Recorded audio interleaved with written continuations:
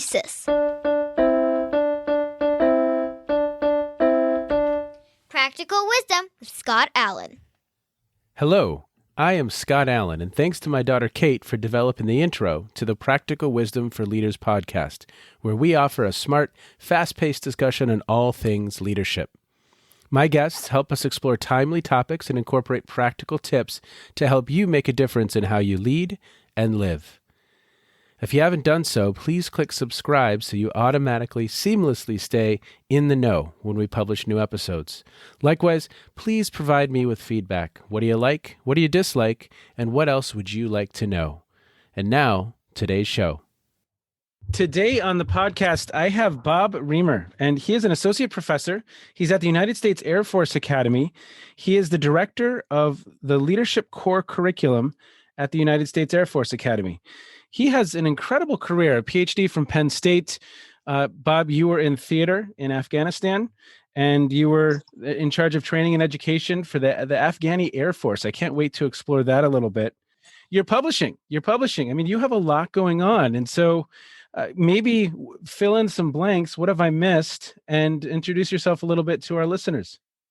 Well, of course. Thank you, Scott. I can't thank you enough for the opportunity to have this conversation. You know, we've had a number of conversations over the last couple of years. We've talked about student development and all, but this is really kind of the first chance we've had to have this type of conversation in depth. Yeah. And it helps that we're on the verge of the semester, but not quite there yet. So we're focused on syllabi and some of those good things, some of those administrative things. So, you know, I think it might be helpful actually for some of your listeners who may not be familiar with what the Air Force Academy is, to share a little bit there first. You know, so the Air Force Academy is both a public university and a military service academy. So our mission, like a lot of institutions, is to educate and inspire men and women who are really motivated to go out and do incredible things in their fields. I think the nuance that your listeners need to understand is that we specifically do this.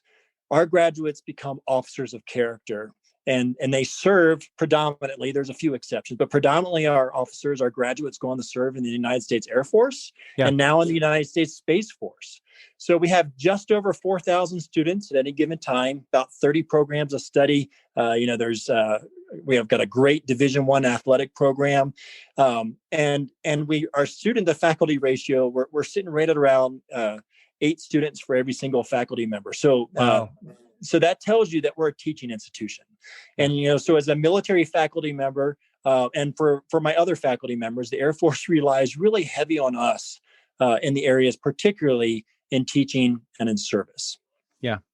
Well, and what I love about your background, or another element that I love about it, is that you had an undergraduate degree in engineering, correct? I did. I don't know that I'd quite figured out what the right path for me was at that point in time. It was an incredibly valuable experience. I learned a lot about myself, what I was capable of learning, and it really set me on a path that I never imagined that it would have when I was leaving the institution.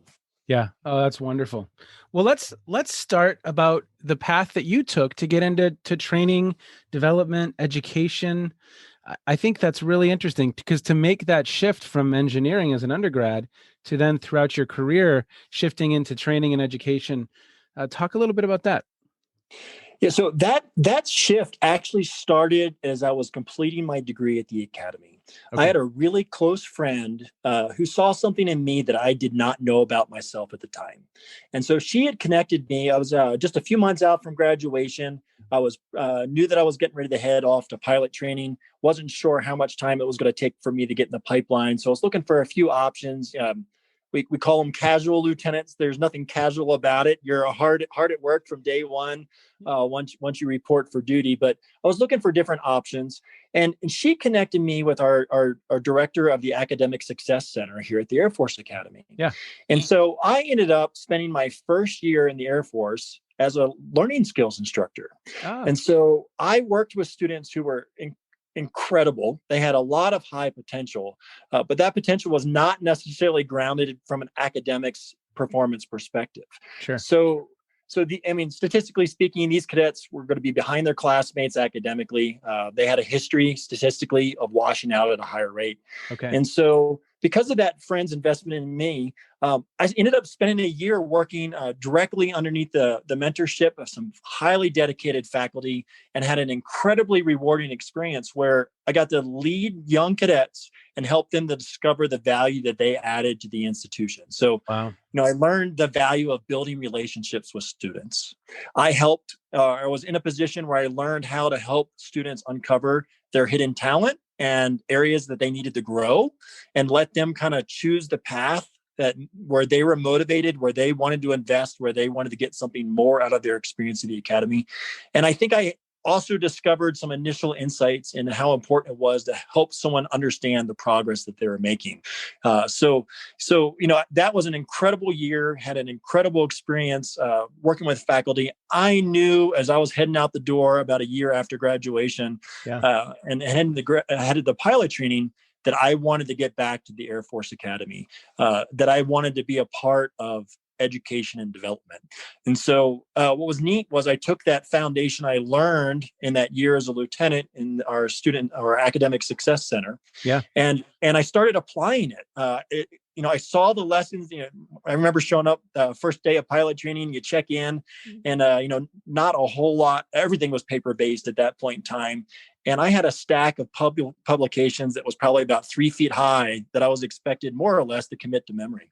Wow. So one, I took those lessons and I applied them to my own approach to learning, and really had a spark that was kindled for lifelong learning at that point in time. And I think I looked at that experience differently because of that time as a learning skills instructor. I wasn't thinking about it as much as learning a technical skill as I was thinking about what was I learning? How was I learning it? How could I translate that to other people? And so it took about 10 years. So I flew for the Air Force for about 10 years in Air Mobility Command. So big, heavy airplanes all around the world and all kinds of places. But about 10 years after leaving the academy and heading off to pilot training, I got the chance to come back. And the Air Force had picked me up and sent me to a master's degree program where they really invested in my soft skills as a leader. And so it was a partnership program with the University of Colorado here in Colorado Springs, where I got to spend a year with 19 other high potential officers. And we really got to dive deep into leadership. And the program was set in a counseling department. So we really got to spend a lot of time talking about those soft skills that are really essential to influencing and guiding others. Well, isn't that interesting? It's so interesting to me where academic leadership programs are housed in institutions of higher education. Sometimes it's the College of Agriculture. Sometimes it's in counseling, education. Rarely it's in the business school. But then you at some time later go on to do a Ph.D. in IO Psych at Penn State. That's correct. Yeah. So when I completed my that master's degree at UCCS, I got to serve as a leader developer for 3 years here at the Air Force Academy. So I worked both at our prep school and at the Air Force Academy, and was responsible in a given year for about 100 cadets. And so these cadets have all kinds of experiences. I kind of hit some of those stats earlier. The Division I athletes, we also have like 90 clubs. And the cadets within their units, within their organizations, are responsible for the leadership and the guidance and the accomplishment of the mission on a daily basis. So, I got a lot of practical experience right off the bat. And during that time period, I was able to start leveraging that master's degree and teaching our core leadership curriculum that looked a lot different 10 years ago, but teaching cadets about leadership in academic settings as well. And that's what really opened the door for me to head off to Penn State and to study industrial and organizational psychology. And as you think about your role as the director of curriculum, leadership curriculum at the institution, what are some questions that you all are pondering as we think about this? I oftentimes on the podcast will refer to developing leaders as it's a bit of a puzzle. I mean, there's a number of different ways we can approach this. There's a number of different lenses we can look through. What are you thinking about right now? What puzzles you? Or what are you working on that you're excited about? That's a great question. I think, and I certainly don't think you want to have this conversation devolve into a political commentary on what's going on in the nation right now. But I'll use that as a backdrop Okay. to simply say that, regardless of your political views, I think all of us could quickly agree that our nation really has a great need for highly effective leaders. I think this has always been true. Yeah. I think you can look back at the birth of our nation, whether you look at pioneers and colonists who had to figure out how to make things work, 400 years ago, Yeah. or if you're looking at how do we set up the ideology, how do we make sure that everyone has a voice? The leadership is always been kind of central to the effectiveness and the health of our nation. I think one of the great challenges that I see today, we've seen a great proliferation of leadership ideas, plans, programs, products, you name it, right? And you just hit on it, right? Just in terms of as a discipline, if I can call it that, we don't really have objective standards. Yeah. I think there's a place, if you went to a university, there's a place you would expect to find students who are studying medicine. And odds are it's not going to be in the Department of Agriculture, right? As an example. And please don't get me wrong. I think each of these schools serves such important of course, but you're right. For you're society. Right. Yeah. But we just don't have those standards. I think when we have that little bit of standardization, then it's really hard to know as a consumer, as an educator, what it is we really ought to be doing sometimes to better our organizations and to better our society. So an example that comes to mind, I think if you've ever lived in an area where you've been affected by a natural disaster, whether that be tornadoes, hailstorms, hurricanes, fires, we've seen some of those in Colorado in recent years. You understand what it's like to have damage to your home, to have damage to your property, and to really face a pressing need. So I think about something like having to have your roof repaired. Yeah. It's one thing to know you have to repair your roof. It's an entirely different problem to choose how you're going to deal with it. Yeah. And so you feel that pressure to do something very quickly, right? Because if you don't fix the roof, the rain comes in, the wind comes in, you're pouring heat out of your home when you're trying to keep your family warm, those types of things. So you've got that pressure to really get it done. And odds are, particularly if you live in a community where there's been widespread effects, you have more options to choose from than you know what to do with. There's plenty of organizations that'll kind of come in, knock on your door, promise you a quick and affordable fix. But the challenge is in that situation, much like leadership, is when you put those interventions into practice, you don't really know if you got what you paid for until the next storm. Yeah.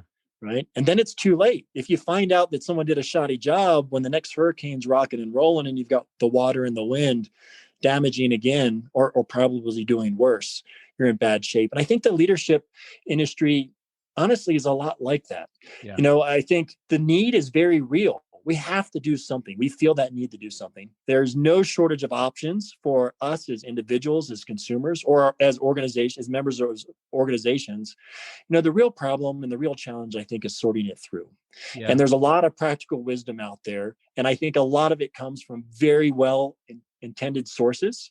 But at times it proves to be neither practical nor wise. Yeah. And that's really the challenge I see as we start to think about how we're going to influence our students, our clients, our organizations in terms of the culture, that leadership culture, in terms of how we think, how we feel and act as leaders. So I think the challenge that I would come back to with regard to the way you asked the question, I think there's two answers to it. I think it's not an either or, it's really a both and it's really about constantly blending these things together. I think one is we're wrestling with this idea of what evidence-based looks like. Right. And so, I think if you anyone who has taught leadership in a classroom setting and you've got great introspective students, invariably you're going to be asked the question, why would I trust this academic's perspective on leadership? They are a scholar. They're doing research. They're in the lab, but have they ever led anything? Yeah. And so, that's certainly a barrier that I often have to address with students on a pretty regular basis. And also getting them to look at some of their assumptions when they do look at great leaders. As a military organization, we've got examples all around the campus in terms of artifacts, right? So that it may be a painting, it may be a marble statue, it may be a bronze bust, but we celebrate our leaders of the past. The tricky part is how do you take the lessons that leader had and translate them to very different contexts? So that leader may be very astute, very self-aware, able to really look at a situation, look at the environment that they led in, and have some examples or advice for how to lead. But as a consumer, how do you know that advice is just as relevant for you today in the environment that you're leading? So, I think that evidence is a big part of it. The other thing I think I really struggle with as an educator, and I say struggle in the sense that it's a challenge. It's something that I think about a lot. Is how to take that evidence and orient it so it's practically accessible to the student. So I know when I walked out of my graduate program at Penn State, had an amazing experience, had an incredible advisor, Rick Jacobs, who guided me through that entire process and challenged me in ways that I did not anticipate being challenged, right? So really, really an incredible experience, really a momentous turning point as I think about what I'm able to do for the institution today. I had a lot of passion for leadership from a scholarly perspective. And I learned, I've told this story to students too. I remember my very first class, I was teaching graduate students in the program that I graduated from about 10 years prior. I laid my syllabus out. I laid the plan out. And the very first question, very first hand that went up in class that day, young officer sitting on the front row. This sounds all really good, sir, but could you just tell us what we need to do to be effective as a leader and tell us what not to do so we don't get into trouble? And I realized in that moment, I'm like, I just laid out some things that I am very passionate about, but my students don't yet share that passion. And so they didn't see the relevance of why I was going to cover the topics I was going to cover. They didn't understand why it was important that we were approaching this from the perspective that, one, the studies measured what we thought they were measuring. They were reliable. And two, that we could actually make some useful inferences from what we were reading. And so the idea, my students remind me on a daily basis that they don't really necessarily want to study leadership as a topic, but every single one of them is actively engaged on a daily basis with practicing leadership. And so my job as an educator, the challenge as an educator, my job as a director when I work with faculty who are teaching these courses as well, is creating environments where we can really tie together the knowledge with the skills and the abilities that really, really matter to the student. Well, your comment about professionalizing leader development, leadership education, leadership learning, we don't even have common definitions that are agreed upon, which would be problematic if you were a pilot or a surgeon. Well, you mentioned earlier in our conversation my time in Afghanistan. One of the key things that I had to do there that applies to this question you're asking in some of the native languages, and there are many native languages in a tribal society, there are simply not words to describe technical things. So they would have to be created.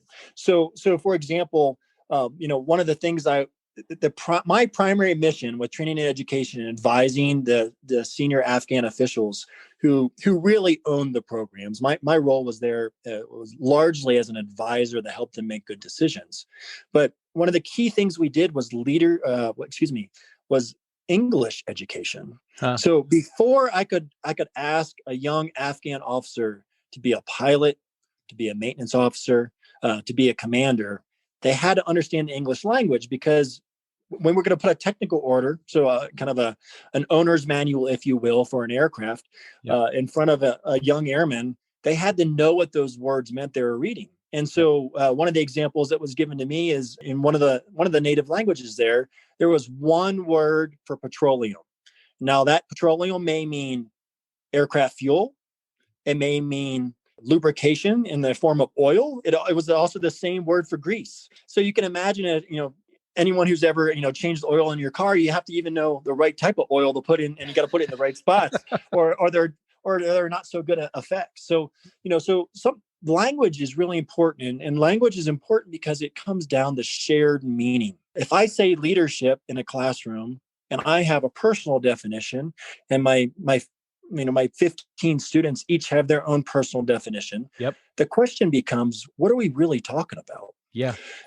But you can appreciate this is where we have to blend that evidence and that practical orientation. Yeah. So, because ultimately you have to make meaning of it as a practitioner, as a leader, in a way that makes sense for you. But if you start with just what makes sense for you, what else are you missing? Right. So we miss the evidence. And so it's not it's kind of a chicken or the egg. And I would say it's a chicken and the egg, where those two things work hand in hand.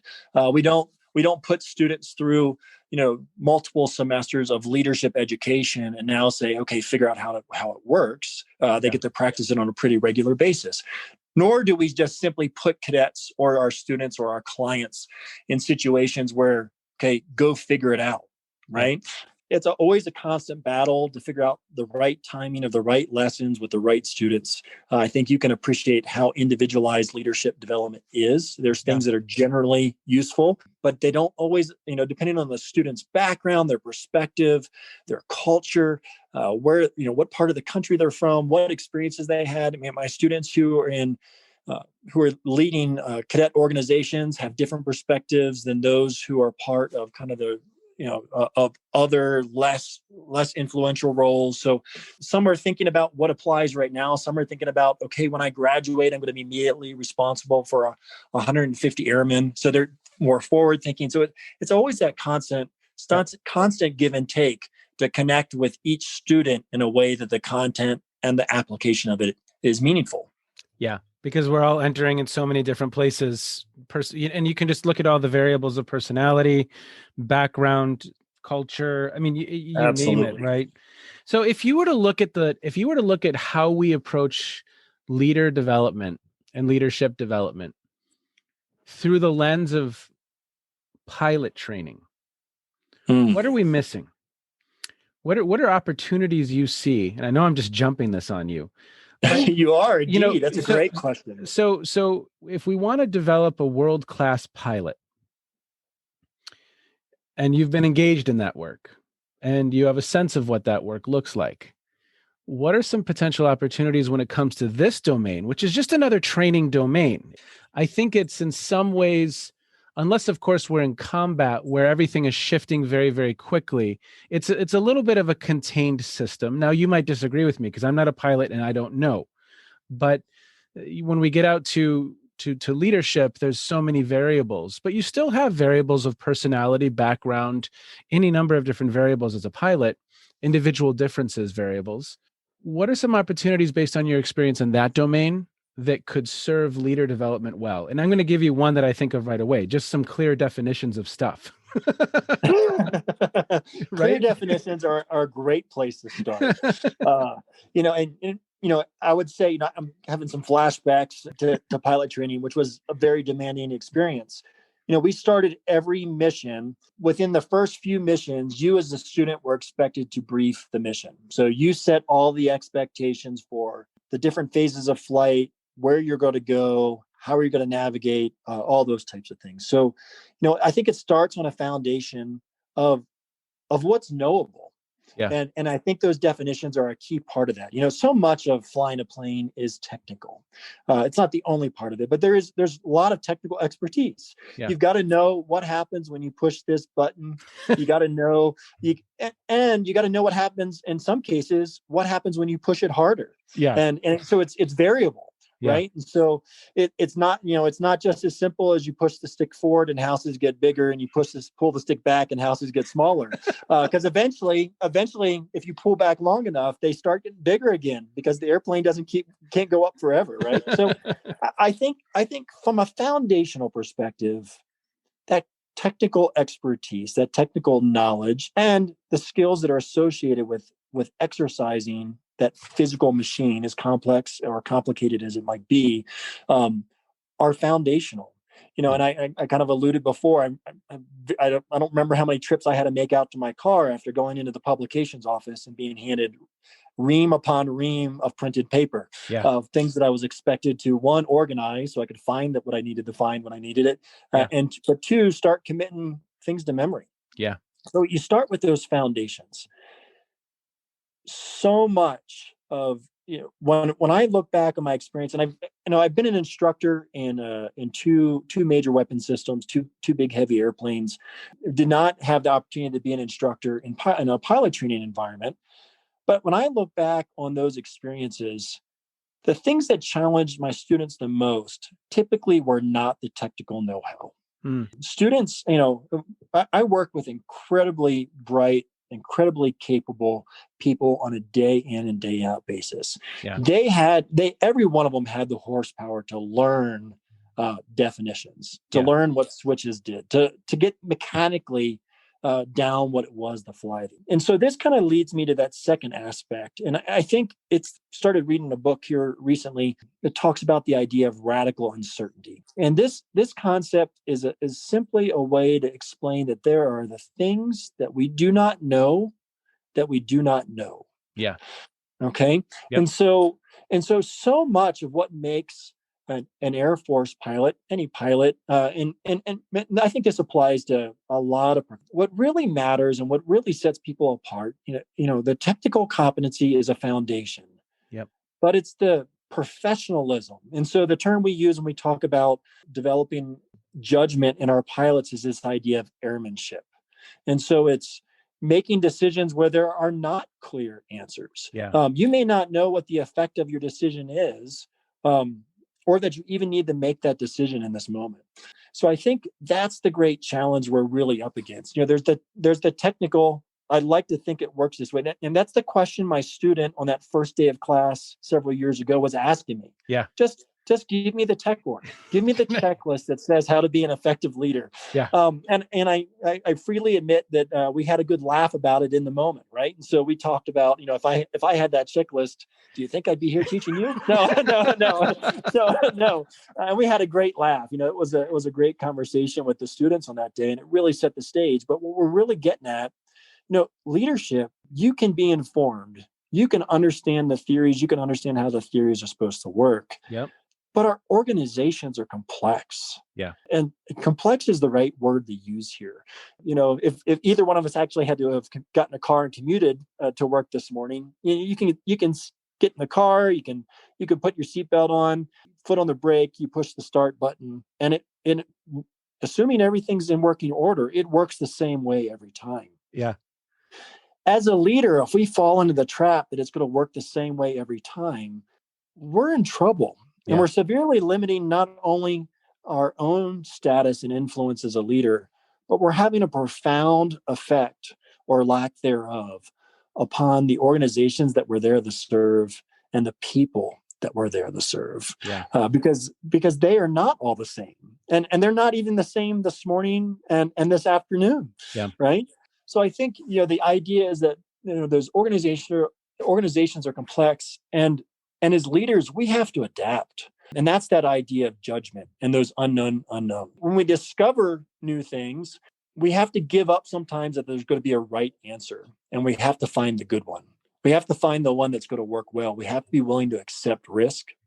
And when it goes well, wonderful. And when it's not going the way we want it to, we have to be active and engage with that and make adjustments, right? And so, when I think about what I would train a student in an emergency for, preparing for emergency situations, we did a lot of that training in simulations. So I think that's a great, when I think about what we do from an education perspective, bringing simulations into the education process, whether that's through something like a leadership assessment center, whether that's through activities and active learning environments that we create in our classrooms. Those are all great examples of where students in a relatively low stakes environment can try stuff out. If you crash the sim instructor hits the reset button, right? It's like it's a huge video game. Yeah. If your tactics and your strategy don't work, you get another life and you get to try it again.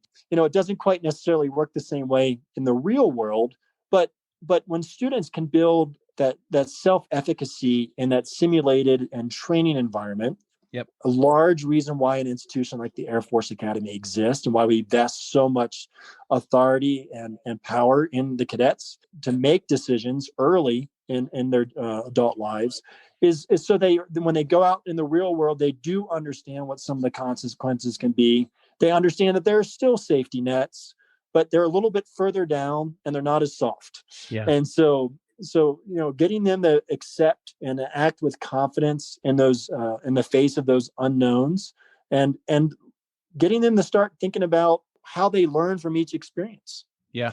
So much it was. Here's another lesson I would share from my flying time. Oftentimes we'd fly very long missions.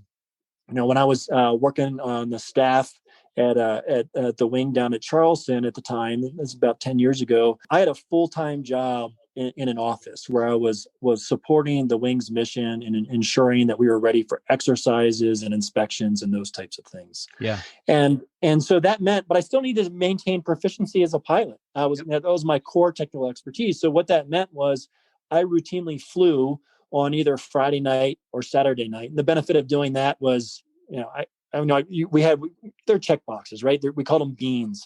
Yeah. So I had to get so many landings every month. I had to get so many certain types of landings every month. And so if I did the night assault landing with NVGs on, it counted as it was more difficult. It was more complex. So I could check off more things by doing the more complex version of it. Yeah. So I routinely flew on those late night sorties so I could get more bang for the buck.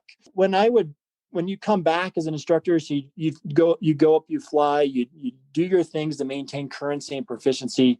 That was just part of the mission. The other part of the mission is the debrief. Yeah. And so in the debrief, and bear in mind, if you started your sortie at 8:00, maybe you landed around 2. By the time you made it back to the debrief room, it's now like 2:30, 3:00 in the morning. You can imagine. So there's a couple options there, right? A lot of times we would do maybe an initial debrief and try to schedule coming back during the daytime. But depending on everyone's schedule, particularly in the time when I was flying the C-17 out of Charleston, oftentimes those training missions were so critical to making sure that our flyers were ready to turn back out the door and head down range in a theater. So oftentimes what we had to do was take care of that debrief in the moment. And the risk or the temptation in that moment is to talk about what went wrong. Certainly very important. Unfortunately, what that meant was it came at the cost of talking about what went right. Yeah. And so much of development that I see in in a student, in a client, in a colleague, it's incredibly valuable to make sure that people are aware that something that's going on is not going the way they intend or planned. Yeah. I think it is just as important to build that self-efficacy and remind people that you did this right, that this produced the desired outcome. Yeah. And getting them and asking questions. I was eye-opening sometimes to see a student do something right, but sometimes you had the sense that they weren't confident they were doing it right. So you would ask students questions about it, and you come to find out, they did it right because they remember seeing it done that way. Maybe when they're in pilot training, maybe when they're getting in another training schoolhouse, but they hadn't seen it in so long they couldn't remember if that was exactly the right way to do it. And so they may or may not do it that way the next time if it's not reinforced. So getting them to understand not only what's right, but why it's right and why it was right for that particular situation was so critical in that training environment. I think, I routinely use some of these analogies when I talk with my students, and, about 40% of our graduates do go on to be pilots from the Air Force Academy. So this connects with a large percentage of the students, not all of them. I have to bring in examples from other places as well. But I think it's a really interesting question I haven't quite thought of in those terms. But, ultimately, I think it's that blend between what we know about leadership and what we don't know about the context where students are going to be applying it, and bringing both of those things into the conversation, I think is so incredibly important. So Bob, you had my mind cooking. I'm going to talk for like 2 minutes here and just download what I heard, but also try and make some sense of based on kind of my perspective. And this is really, really, really cool. Have you ever read the article, A Leader's Framework for Decision-Making? It's an HBR article, Harvard Business Review. I think I have. I think it's been a few years, though. Okay, I think it's older. I'll put it in the show notes and I'll send you a copy. Thank you. But they do this really cool, they divide problems from simple to complicated to complex to chaotic. Now, this is January 7th. Yesterday, January 6th, we had a little bit of a chaotic situation happening in Washington, D.C. that was very different than some of the decisions that a leader was making at Sherwin-Williams.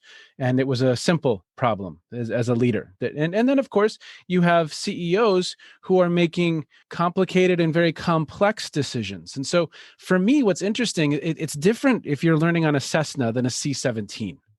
The complexity is very different, I would imagine. Stop me if I'm wrong. You can get yourself in trouble in a Cessna really quick, but there's a lot more than that. I mean, if for no other reason than you're managing a crew. It's complex enough that it takes multiple people to operate all the systems. Yeah. So when I think about how I'm reflecting on what you've said is, I think one limitation maybe we have at times about leader development is that this is simplistic, but there's these 4 different levels. So at times, if you think about, for instance, the curriculum of the collegiate leadership competition, that's very simplistic decision making. That's a simplistic, but it's foundational and it's needed, right?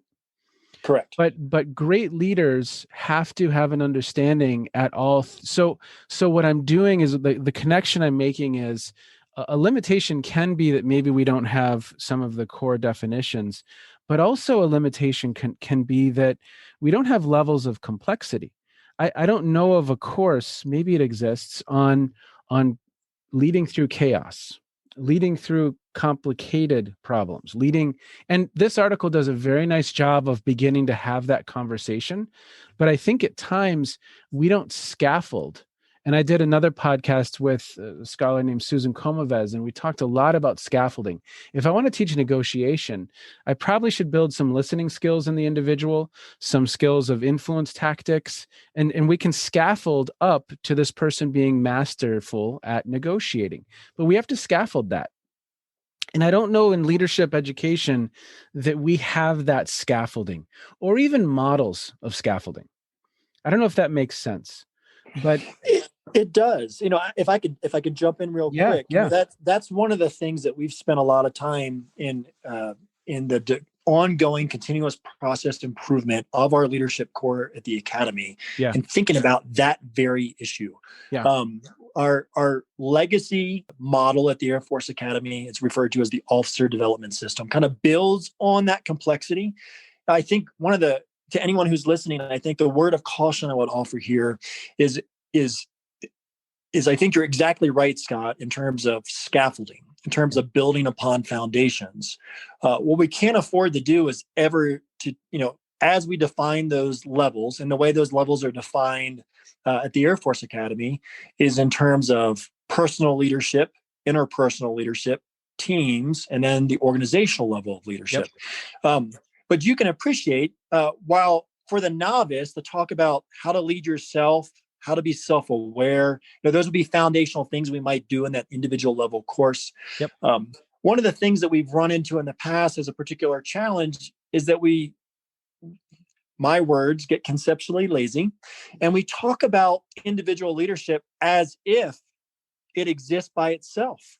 When it always exists in that broader system where leadership is interdependent. You are part of units and groups and teams. And those unit groups and teams work together in inter-team systems, multi-team systems to really, that's how most organizations, particularly large ones, are structured, and it kind of certainly harkens back to some industrial era, ideas on how production could be efficient, right? And so, the challenge there is that how do we provide that foundation to the individual and make sure that individual is aware that it's not just my identity, and our identities are incredibly important, but our identities always exist in a system, right? And so it's that blending, it's that managing that tension and those paradoxes. Well, and I also heard in your some other elements. I mean, you have the element of practice. There's a practice field. One of my favorite topics is technologies enabling disruption, and I can't wait until we actually have a Star Trek holodeck, a simulator where we can put someone in a situation and they actually can practice negotiating. They can practice a complicated problem that they need to lead or navigate the team through. I think that's going to be invaluable. We don't have that yet, but there's so much opportunity there because in the context of flight, you have an opportunity to practice. You have an opportunity to debrief, make meaning of that experience. And it's real. You were actually flying. It wasn't a 5-minute experience kind of in a classroom where we did a fishbowl activity and then we're done. There's consequences. It's real practice, right? So yes, and go ahead. I was going to say, but you can appreciate how expensive that is. Oh, yes. Yes. Right? And time consuming, right? The time, the yes. resources, and I think, the leadership field has done really well with things like leadership assessment centers. And I got some really wonderful experience at Penn State. The IO program, the Industrial Organizational Psychology program, ran one for the Schreier Honor College there at Penn State. And so, a couple times a semester, we got to bring in students who had aspirations of going off to work in businesses and industry. And it was intensive. They had homework they did before they showed up, just like they were getting hired for a new job. And it wasn't a 5-minute experience. It started at, let's say 8:00 in the morning and it went to 4:00 in the afternoon. So you had to, and those experiences they had throughout the course of the day tied together. Yeah. So there's still certainly an element of simulation. Right. Yep. But when you looked at what the student experienced in that, they really immersed themselves into the roles. They took on the job titles that they were given. Yep. And not only did they, you have a lot of trained assessors, but you have essentially what I'll call actors who set the stage, people who walked in the room as a boss, yep. people who walked in the room as a disgruntled customer, and wanted to have those conversations.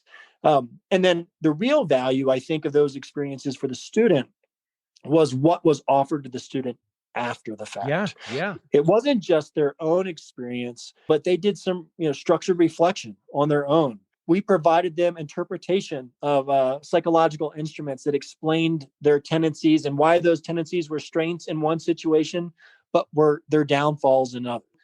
But you can, to put that on, and it's been a number of years, maybe 15 to 20 students who participate. You probably had another 15 to 20 graduate students who were supporting it. You probably had on top of that another 15 to 20 alumni that we would invite in from industry who help provide that perspective as well. So very intensive, very valuable, but you can appreciate, once we find something that works, we love to teach it to the rest of the organization as something that everyone ought to be doing. But when you look at something like that, the scalability of it, what I can really do in an undergraduate environment at a teaching institution is keep my section sizes low. So as I have the opportunity to provide feedback on an activity in class, as I have opportunity to provide feedback on an assignment that a student turns in, that I'm actually able to do that to some degree that's meaningful to the student. But that is wholly inadequate or wholly different than providing that one-on-one, here's 8 hours, you're going to immerse yourself in this, and now we're going to spend another 3 to 4 hours debriefing it with you over the course of the next couple of weeks. So you're right. We have a real challenge. We particularly in an undergraduate environment where our students have a number of years more often than not before they're going to step out into the workplace and step out into the world. Helping them to make those connections is really difficult. I can't imagine what pilot training would have been like if I had spent several weeks in academics, but when I got to the flight line where I actually had to fly, I was on my own, right? Well, it's no different than a surgeon saying, you go to the surgeon and you say, have you ever done this? They say, no, but I've read a lot about it, No. Yes. And so I stayed in a Holiday Inn Express last night. That fixes everything. I'll never, my very first training sortie, I was still a cadet at the academy going through a program called flight screening that kind of got me set up and for pilot training, had, done all my studying, had read, had a conversation with my instructor. And he kind of walked me through taxiing the airplane out, and it was all I could do at a pace that was barely faster than a walk to keep the airplane centered on the taxiway. Yeah. It's you're steering with your feet instead of your hands. It's not like driving at all. And so we get to the hold short line. So that's that line that says you're not in the controlled airspace, and if you cross it, you're on the runway. And so we got clearance from Tyler to take off, and the instructor looks at me and goes, "You've got it." And and if you want to talk about faking it until you make it, like I had no confidence that I could do it. But that's another challenge. I mean, so you've yes. got the scalability challenge, you've got the time challenge. I think the learning sometimes is distant from the work. I think I've said that I've said that on this podcast before. But if it's medical education, that's generally happening in the healthcare system. I'm with patients some of the time. If it's flight training, the learning is very close to the work. I'm actually going to fly at some point. When it's leader development, oftentimes we're sitting in a classroom, and they might 2 hours later go to a student organization that they're a member of, not have any of that learning on their mind because it's not close to the work. It's not observed. It's not supervised. It's to flag that learner, to lock back into this content. They have to be, because that first time you flew, you were concentrating, right? In that old kind of unconscious incompetence. What is it? Unconscious incompetence, conscious incompetence, conscious competence. I mean, you were, and then you get to unconscious competence. Probably at flight number 100, you aren't even thinking about it anymore. A lot of it, right? That's another challenge at times, is that what we're training for at times, and I think the military has a better advantage than most, but what we're training for, leadership, it's sometimes distant from the work. I don't know if that makes sense. It does. And so what comes to mind is you're sharing that, and I'm going to date myself here a little bit, but I think you'll appreciate this analogy. And if it doesn't work for your listeners, I just encourage them to stream it and check it out. But you remember the Karate Kid? Yeah. Oh yeah. I've been watching Cobra Kai. Yeah, and you remember that Daniel did a lot of chores for Mr. Miyagi and did not understand how that connected to the actual. He was learning. Yeah. But he didn't understand how it connected to the work. Yeah. And there's this kind of culminating scene where Mr. Miyagi presses him and the light bulbs go off for Daniel. Yeah. Right. And so one of the things that I think is often missing in our learning environments is, and I think there's great value in allowing the student to wrestle with their personal definition of leadership. Sure. And I'm not suggesting that we don't do that. At the same time, one of the things that I picked up, particularly in our students, and this is likely to be true elsewhere in the world, seeing as how we pull our students from society, is this idea that leadership is a position. And to the extent that a student, a professional, latches on to the idea that being a leader means holding a specific role, to the extent that they do not hold that role or don't see the role in the light of the content that they're learning, those lessons get lost. Yeah. And so I think one of the great strengths of the work we're doing at the Air Force Academy today is really working to bridge that learning and the work experience together. Yeah. Where it's timely, it's relevant. Yep. When a student comes to understand leadership as a solution to the problem of bringing people together to do things collectively, that changes their perspective on what leadership is. And they cease to think about, if I'm going to be this will apply to me if I get to be the squadron commander, the cadet who's in charge of the unit that cadets are a part of. Yeah. And gets them to bring the lessons into their experience. Wait a second. I don't have to be the team leader to have a role in influencing how my teammates come together and we work interdependently to get work done. Yeah. And so to the extent we can start shining light on those perspectives for our students, I think there's a lot of ground to be gained. Well said. I think we pause there. We've given listeners plenty and ourselves to reflect on. I've got lots of notes. I got more homework. Thanks. Well, I just want to say one final thing. I did appreciate your mention of the kind of the appreciative nature, the need for the appreciative nature of that debriefing, that it's not all the negatives. Of course, there's areas for development for all of us, many of them. And sometimes our strengths are our areas for development, but really taking the time to reflect on what we did do well, what our strengths are, I think that is a nice balancing activity for sure. Because it's hard. It's difficult work, right? It's very hard.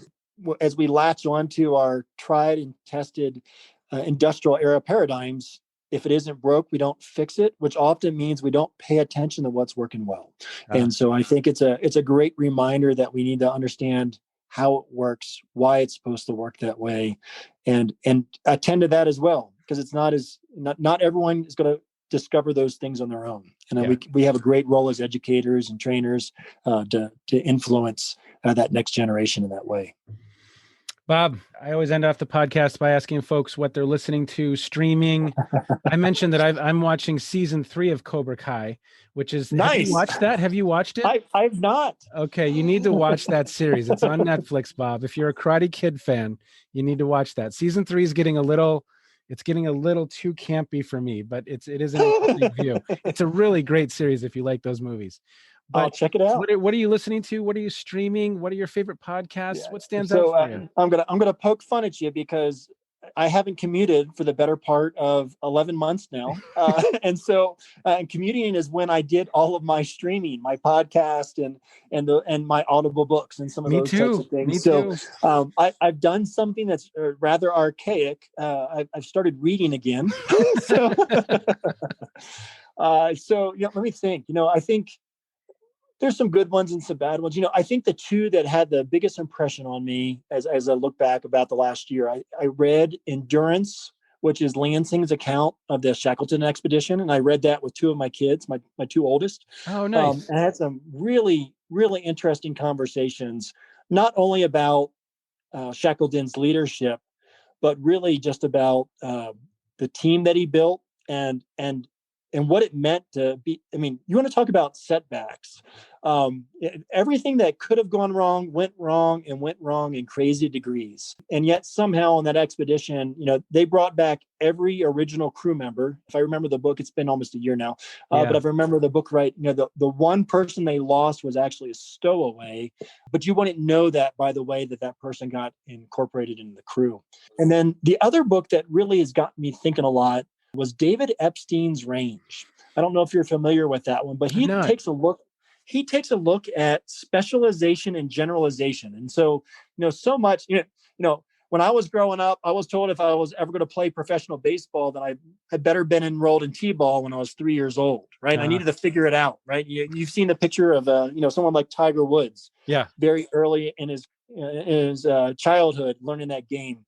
Someone like Michael Phelps, who from the time that he was learning to crawl and walk was also learning to swim. Yeah. And so, but when we look at the modern world and some of the things we talked about, particularly about that radical uncertainty, those unknown unknowns, it seems like there's this growing importance that we need people who are innovative and creative.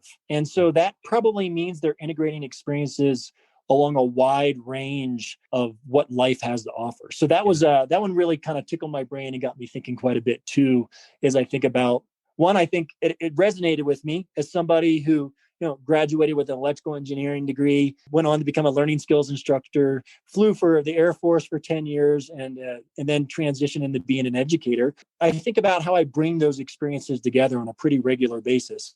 So it resonated with me in that way, but it's also got me asking more questions in terms of what we're doing to best prepare leaders for the challenges that we haven't even thought of yet. That's great. Well, sir, I hope you have a wonderful 2021. We need to do this again.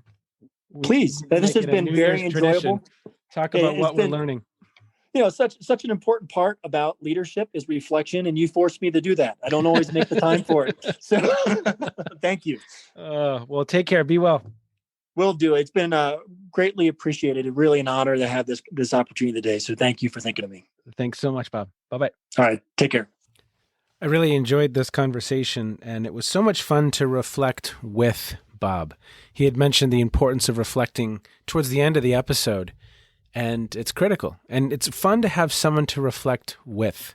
We also, I'm consistently amazed at the opportunity that we have to look to other domains. What can we learn from flight training? What can we learn from developing a world-class surgeon? There's lessons there. We need to look to those domains for some of those lessons, for some of those best practices as we continue to develop our craft. And I really enjoyed our conversation about some of the barriers to leader development, to leadership learning. Not because I want to be negative, but because I think we need to have a solid understanding of those so that we can work those areas of opportunity and better develop leaders. Prepare people to be successful when serving in these informal and formal roles, because it's incredibly difficult work. Bob, thanks for the work that you do. Thanks for your time. I'm excited for our next conversation. Take care, everybody, and be well. You have been listening to the Practical Wisdom for Leaders podcast. If you liked what you heard, please share it with others and let them know what we're up to. And one last quick reminder to click subscribe so you know when we publish new episodes. And of course, we'd love to hear your feedback. You can stay in touch with me by visiting www.scottjallen.net or any number of social media platforms. Be well, be safe, and make a difference wherever you are on this beautiful planet. And now, here's Kate's twin sister, Emily, with the outro.